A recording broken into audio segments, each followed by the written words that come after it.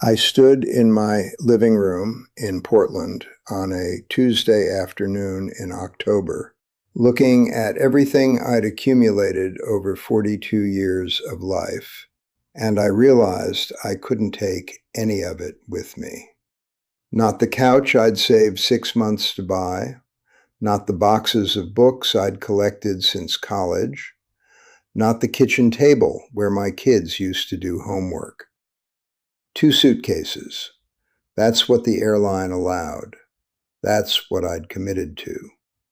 And in 8 days, I was getting on a plane to the Philippines with no return ticket and no real plan beyond month one. That was 3.5 years ago. I'm 69 now, sitting in a small house in Dumaguete, and those 2 suitcases are still the only possessions I brought from America.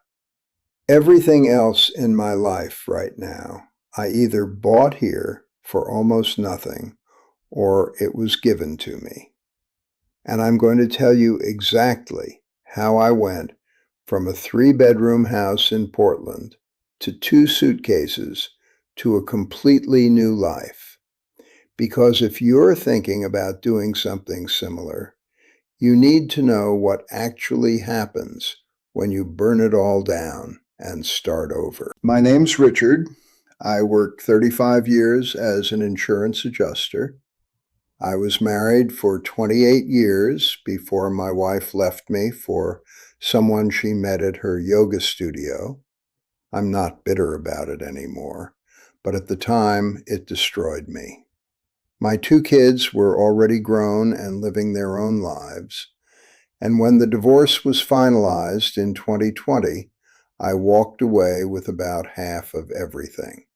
Which sounds fair until you realize half of everything doesn't actually amount to that much when you've been living paycheck to paycheck most of your life.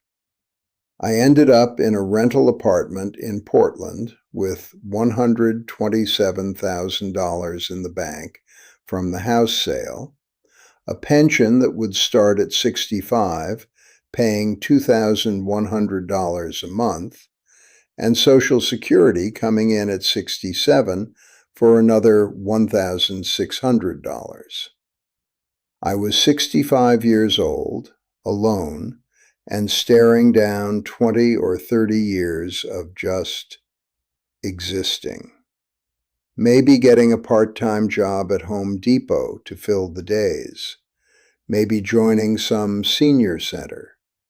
Maybe slowly fading into irrelevance. Then I saw a video online. Some guy in his 60s living in the Philippines talking about his $800 a month budget, showing his apartment by the beach, eating fresh fish for $1, and something clicked. I started researching obsessively. Cost of living, healthcare, visas, expat communities. And the more I learned, the more I realized I had a choice. I could stay in Portland, pay $1,400 a month for a depressing 1-bedroom apartment, stretch my savings thin, and live small, or I could take the same money and live large somewhere else. The Philippines made sense for specific reasons. English is widely spoken. The culture is welcoming to Americans. The cost of living is a fraction of the U.S., and the retirement visa process is straightforward if you're over 50. But here's the thing nobody tells you. Deciding to move is the easy part. Actually doing it is terrifying. I told my kids first. My daughter cried and said I was running away from my problems. My son said, "Dad, are you having a breakdown?" And maybe I was. But staying felt like a slower death. I gave myself 6 months to prepare. Sold the furniture, donated most of my clothes, digitized every photo and document. Anything with sentimental value that I couldn't take, I photographed extensively or gave to my kids. The hardest part was deciding what actually goes in 2 suitcases when you're moving to the other side of the world permanently. Here's what made the cut. 7 days of clothes, mostly lightweight since the Philippines is hot. Toiletries and medications for 3 months. My laptop and tablet. A few books I couldn't part with. One photo album. Important documents, birth certificate, passport, financial records. A small emergency medical kit. And about a quarter of one suitcase was just underwear and socks because I didn't know what I'd be able to find there. That's it. 42 years of life reduced to about 80 pounds of stuff.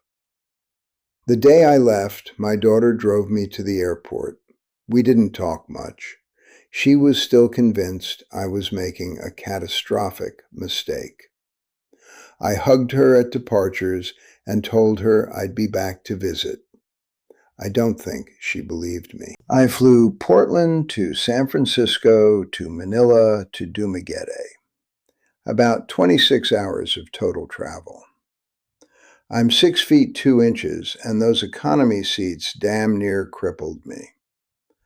By the time I landed in Dumaguete, I was exhausted, disoriented, and genuinely questioning my sanity. I'd arranged a short-term rental through Airbnb, a small studio for $320 a month, and the owner, a guy named Eric, picked me up from the airport. He was American, retired here 5 years earlier, and he spent the drive telling me everything I needed to know. Where to buy groceries, which restaurants were good, how to get a SIM card, where the ATMs were. The studio was basic: one room, a bed, a tiny bathroom, a hot plate for cooking, a fan. No air conditioning. It was 87 degrees at 9 p.m., and I was sweating through my shirt just standing still. I sat on the bed with my 2 suitcases and thought, what the hell have I done? That first week was brutal. The heat was oppressive. I got food poisoning from something I ate at a local eatery. I couldn't figure out how to use the jeepneys. I felt completely out of place, like a giant, confused American stumbling through a world I didn't understand. But I'd committed. I'd sold everything. I'd told everyone I was doing this. Going back would have meant admitting failure, and I wasn't ready to do that. So I started figuring it out. I learned which restaurants were safe, found a small cafe where the owner, Aling Rosa, spoke good English and started making me breakfast every morning. 2 eggs, rice, coffee for $1.50. I learned how to flag down a tricycle, how much things should cost, which streets to avoid at night. I met other expats at a bar on the boulevard. Most of them had been here years, and they answered every dumb question I had without judgment. One guy, Tom, helped me open a local bank account. Another, Steve, took me to immigration and walked me through extending my visa. By week 3, I'd established a routine. Morning coffee at Aling Rosa's. Walk along the boulevard. Work on my laptop for a few hours. I'd picked up some freelance writing gigs online to supplement my pension. Lunch at a local carinderia for $1. Afternoon nap because the heat knocked me out.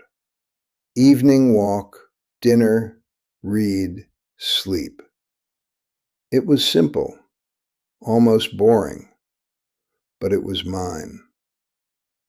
The money situation became clear pretty quickly. My pension was $2,100 a month. In Portland, that barely covered rent and utilities. Here's what it covered in Dumaguete. Rent, $320. Electricity, $30. I only used the fan, no AC. Water, $3. Internet, $25. Phone, $5. Food, $180. Eating local, cooking some meals. Transportation, $20. Miscellaneous, $50. Total monthly expenses, about $630. I was living comfortably on less than a third of my income and saving the rest. For the first time in my adult life, I was actually building savings instead of depleting them. But here's what the money can't capture. I was lonely as hell. The expats I'd met were friendly but transient. People came and went, and while I'd chit-chat with locals, the cultural and language gap was real. I felt like a stranger everywhere I went. That started to change around month 4 because of basketball. There's a covered court near my place where guys play pickup games every evening. I'd walk past it for weeks, watching. One night, one of the guys, probably late 40s, stocky, big smile, called out, "Hey Joe, you play?" Joe, that's what they call all foreigners here. I told him I used to, back in the day. "Come on, we need one more." I was 66, hadn't played basketball in a decade, and these guys were younger and faster. But I joined anyway. I was terrible. Slow, out of breath in 5 minutes, couldn't hit a shot. But they didn't care. They passed me the ball, encouraged me, laughed with me when I missed. After, we sat on the curb and drank Coke, and they asked the usual questions. Where are you from? Why are you here? Are you married?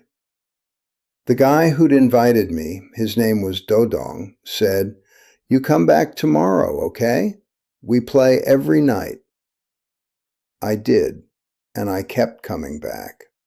Within 2 months, those guys became my social circle. Dodong, his brother Jun, a younger guy named Carlo, an older guy named Mang Tomas. We played basketball, drank beer, talked about everything. Politics, family, money troubles, dreams. They invited me to a birthday party, then a fiesta, then Dodong's daughter's graduation. And slowly, I stopped being the foreigner who lived nearby and started being Kuya Richard, part of the group. That's when I realized the 2 suitcases thing wasn't a limitation. It was a gift. Because I'd brought nothing with me, I had no choice but to build everything here. I couldn't retreat into familiar possessions or routines. I had to engage, adapt, build new connections. The guys started teaching me Visayan, the local language. I learned greetings, how to order food, how to haggle at the market. I was bad at it, but they appreciated the effort. Mang Tomas, who's about my age, started inviting me to his house for Sunday lunch. His wife would cook this incredible kinilaw, raw fish cured in vinegar and spices, and we'd sit around talking for hours. One Sunday, Mang Tomas asked me, "Kuya Richard, do you miss America?" I thought about it. I miss my kids. I miss certain things. But my life there? No, I don't miss that at all. He nodded. "You are home now." And that's exactly what it felt like. About a year in, I moved out of the studio, into a small house I'm renting for $280 a month. 2 bedrooms, a little kitchen, a yard. I bought furniture locally, a bed for $80, a table and chairs for $50, a couch someone was selling for $40. The house is furnished, functional, and cost me less than $300 total. It's not fancy, but it's mine. My daughter visited about 18 months after I moved. She was still skeptical, worried I was living in some dangerous or depressing situation. I picked her up from the airport, took her to my house, introduced her to my friends. We played basketball.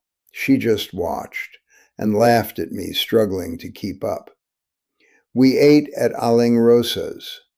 We went to Mang Tomas's house for Sunday lunch, and his wife treated my daughter like royalty. On her last night, we sat on my little porch, and she said, "Dad, I owe you an apology.